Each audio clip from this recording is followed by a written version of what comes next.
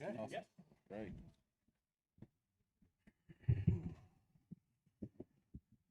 All right.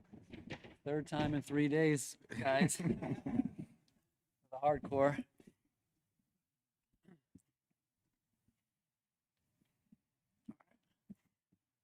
Thanks everybody for coming today. Obviously, really exciting day for the Magic. You know, we believe that we've landed two great young men and great young players.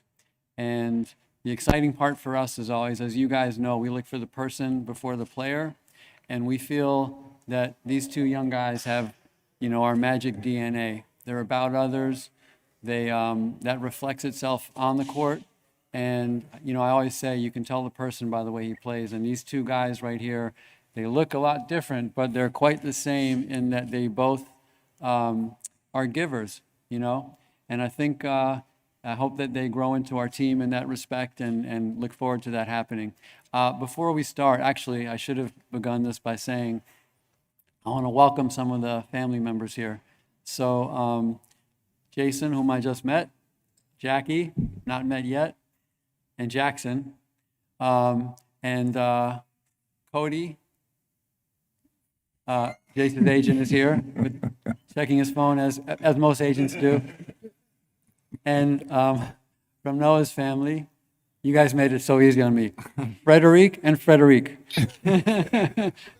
And Sister Eva behind there, and Fleur. So thank you guys all for coming. It's really special to have you guys here. All that being said, oh, and where's Francois? There he is. And Francois, look at the magic hat. All that being said, I'd like to open up for any questions and shoot. Okay, if you could wait for a microphone and state your name and affiliation. Start with Dan. Dan Savage, OrlandoMagic.com. This is for both Jase and Noah. Now that you've had a short amount of time to reflect, what was it like hearing your name called on draft night, either on TV or in person? And what was the reaction to coming here to Orlando? Still a surreal feeling. I still can't wrap my head around it. I have all my family members there with me, Coach Izzo there, and all my close ones. So just be able to have that special moment with them, it was really, really special. And like Jase, I was there during both of the draft nights. So just being able to walk on stage and see my family being proud of me was just a great feeling. And I started to understand what was happening to me as soon as I walked into this gym. Jason Beatty with the Orlando Sentinel. Noah, we talked with you last night. Just you were disappointed that you didn't get picked in the first round, but for the Magic to actually trade up to select you, just what does that mean to you, and then the expectations that come with that? I think it's a reward of all the work I've been putting in these the last years. I feel like it's really a mark of trust that the organization is putting in me and faith. So I'm just really glad to be in that position where I know that people are trusting me for the future. Philip Rossman-Reich from Orlando Magic Daily for Jason Noah. You've heard Jeff say that you have the kind of Magic DNA in you. I promise this isn't to get you in trouble or part of a quiz or anything, but what does that mean to you, and what do you feel that means about you as you join this team?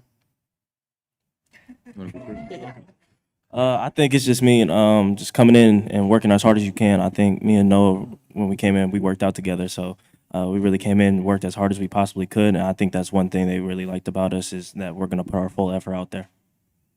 Like he said, I think it's probably also taking care of each other.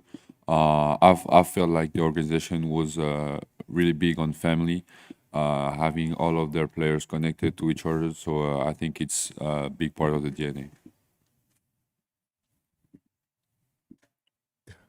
Cody Taylor, Rookie Wire, USA Today for Jase. Do you have any prior relationships with any of the other Magic players? And just from afar, what have you maybe liked or noticed about how the team plays under Coach Mose? I went to Kyrie camp with Anthony Black a couple years ago, so that's one of the relationships that I have. But just what I'm seeing from this team is it's a really hard-nosed defensive team. These guys really get after it defensively. So I think that's one of the biggest things that I really like about this team, is that it's kind of like a Michigan State. Like, you're going to go out there and we're going to play defense the whole game. Jason Noah, Alex Walker, Channel 9 here in Orlando. The reality of the NBA is that some players are going to get picked to franchises and aren't going to win right away, and some, like you guys, are going to get drafted to a franchise that are ready to compete right away. So what does it mean to join a franchise that could possibly contend for the East and beyond this year? I think it shows that people in the organization are trusting us to be ready for day one.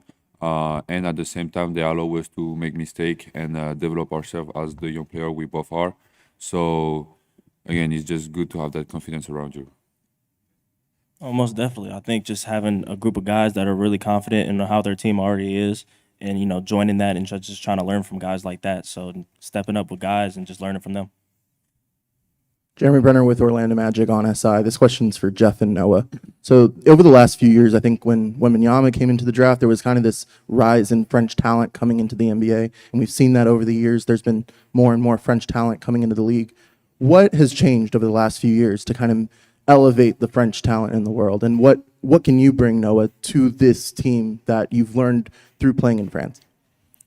I'd say the mentality in France. I've been in both of those eras. I've been in between the transition between the mentality of the coaches, the Federation of Basketball in France. Everything has evolved.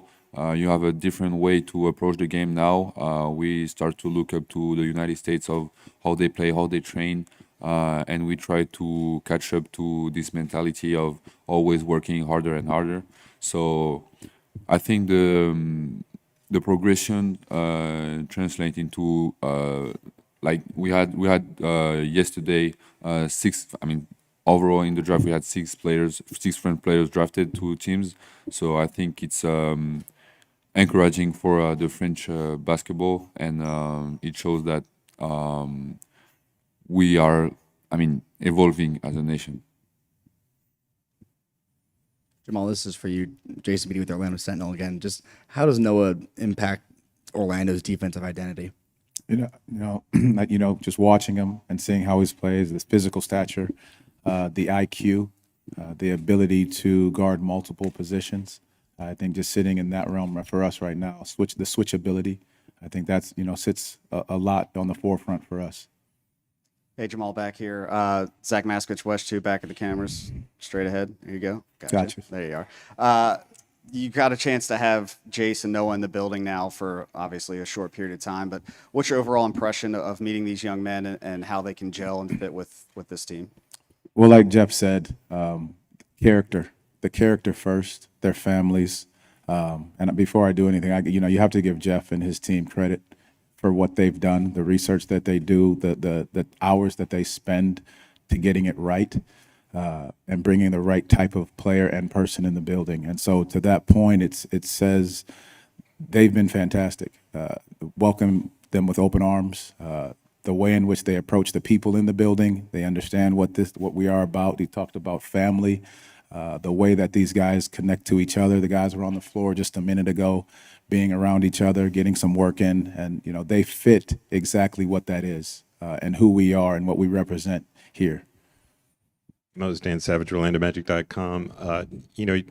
Jeff talked last night about once you get the guys in here, indoctrinating them into the Magic way. What goes into that process? And as you're going through that process, how much does it help that you have guys who've already gone through it in and out of the building, especially during the summer? It's huge. Them being able to come into the building, meet guys, talk, and just fit right in. But again, it speaks to their character. It speaks to the way that they were raised, that it's about people. It's about the how you treat people, the care factor you have. They're both selfless individuals, and that fits who we are as a group. And more than anything, on the other side of it, on the court, they're both competitors. And that's going to be big for us, whether they're 19 and 20 or 25 and 30. They're competitors and they want to compete, and that's who we are in this organization. Back here in the back, Shane Whitehead, WFTV. Jase, this is for you. For those of us that have covered this team for quite a while, we can remember you running around the Amway Center, watching your dad, 6, 7 years old, maybe 8, I don't know. But what's it like for you to kind of complete this circle, and your first NBA shot is with the team your dad played for? It's a super crazy feeling. I remember coming around here, running around the Amway Center, Stuff's Castle. I was running around in there doing 360s, trying to dunk, just running around. So it's just super crazy from, being there as a kid to now being an NBA player on the team. So it's super crazy. Ryan Welch from News 6 here in Orlando. Jase, is also for you, and kind of piggybacking off that question, what is your relationship like with your dad as someone that has obviously been there and done that? How much do you lean on him for advice and feedback as you go through this process? I mean, a lot. When you have somebody that's gone through something that you want to go through, you take any advice you can get. So I'm always open ears, listening to anything he has to say, any advice he has to give. So it's a really good resource, and I have a really good relationship. Jase in the back here, over here. Brandy Green, Spectrum News. So what does the number 11 mean to you? Why did you want to wear it for the Magic? For me, my original number is 4, but Jalen's got that, so I can't go back to that one. But 11, I wore it in college because 4 was retired there, but Kyrie Irving was one of the players I kind of looked up to as a kid. So 11, and then my name's Jason Richardson the second, so it kind of means like the second. So you got the double 1.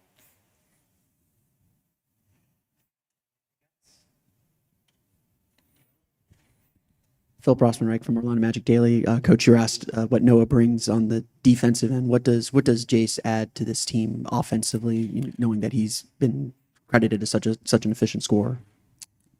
The one thing that he does is he's got such a high basketball IQ. His decision making, his ability to make plays for others. I'd be remiss to talk about he shoots the heck out of the basketball as well.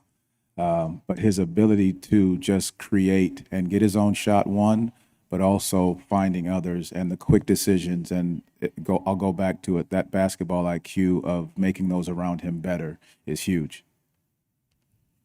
For Noah, what were some of the things that you worked on this offseason to prepare for the draft and the things that you wanted to get better at in the gym? To prepare for the draft, I didn't have a lot of time because we got eliminated of the first round of the playoffs against Monaco. After I just flew through the States after 3 days of recovery. So after it was just traveling around, doing a lot of back-to-back workouts. And so I didn't work on anything. I've been working the whole year to get prepared for the draft. So it was just the work of all the year. But now that I was there, I was just like flying everywhere. Brandon Kravitz, 96.9 The Game. Jeff Weltman had mentioned a text that he got from Tom Izzo on the night of the draft. Jase, what did you learn from Izzo in your 1 year at Michigan State? Your big takeaway as you exited the campus? Just a lot. I think one of the biggest things was film. He loves film. He watches it right after we win, right after we lose. Any single time we're on the bus, he's got the game popped up. He's watching the clip 10 times on one play. So I think I just became a lot better film watcher with him. We broke down a lot of film together. Days where I wouldn't have class, I would go into his office and we'd just watch film together for like 2 hours.